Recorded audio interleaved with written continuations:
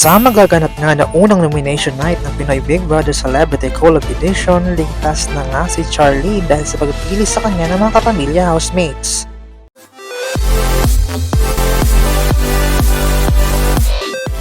Sa botohan para sa immunity, nakuha ni Charlie ang 5 boto mula sa mga kapamilya housemates na sina AC, Kira, Brent, Clarice at Ralph. Samantalang si Ashley naman ay nakakuha ng 2 boto mula kina Isnir at River.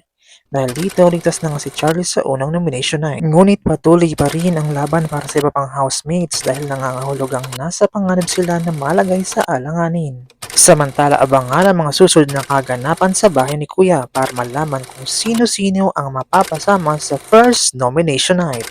For more videos, just don't forget to like, share, and comment, and don't forget to subscribe!